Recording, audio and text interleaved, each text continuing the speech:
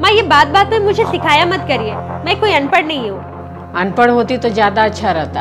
हाँ मतलब चुपचाप से सब कुछ सहती रहूँ तो अच्छा है। मतलब हम लोग तुम पर जुल्म करते हैं? जुल्म नहीं है तो क्या है, बात बात पे ताने देना, बात बात पे सिखाना, मुझे भी सब कुछ समझ में आता है क्या करना है क्या नहीं।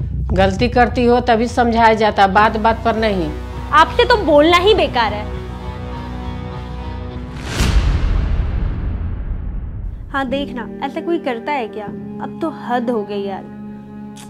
अच्छा बता आगे क्या करना है। मुझसे पूछो ना क्या करना है।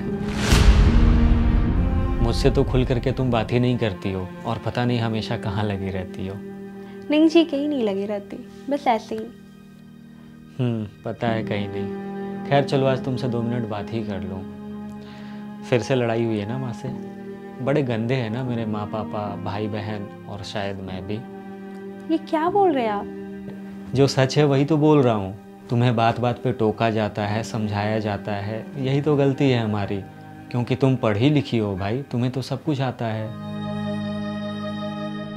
पढ़ाई लिखाई का मतलब अभी तक मैं ये समझता था कि उससे लोग तौर तरीका सीखते हैं, सभ्य हो जाते हैं, बड़ों को कैसे इज्जत और छोटों को कैसे प्यार देना है वो सीख पाते हैं। मुझे तो पता ही नहीं था कि पढ़ाई लिखाई का मतलब ज़बान लड़ाना और किसी को नीचा दिखाना होता है।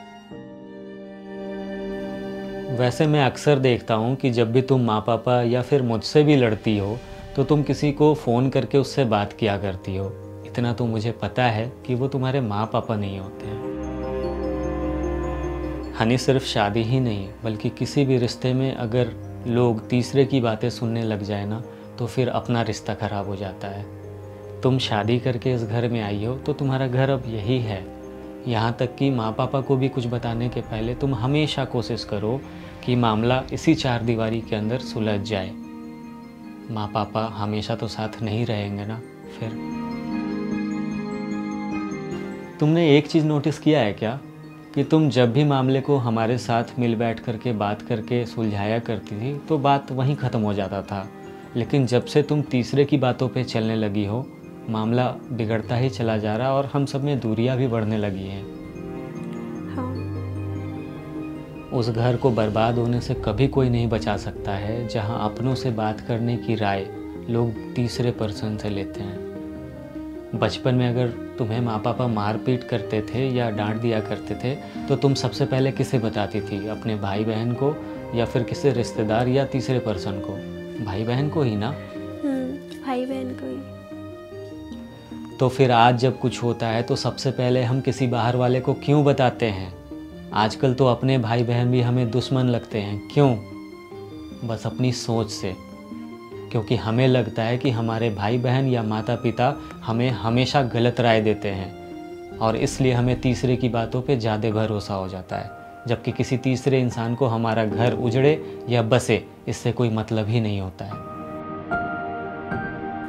मिट्टी का मटका और परिवार की कीमत सिर्फ बनाने वाले को पता होता है, तोड़ने वाले को नहीं।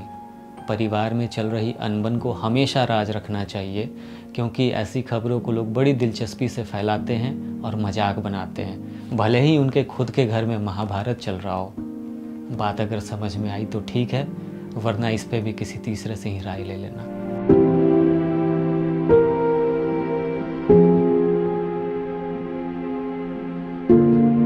परिवार की अनबन को हमेशा परिवार के साथ ही सुलझाया कीजिए, वो भी किसी तीसरे की राय से नहीं।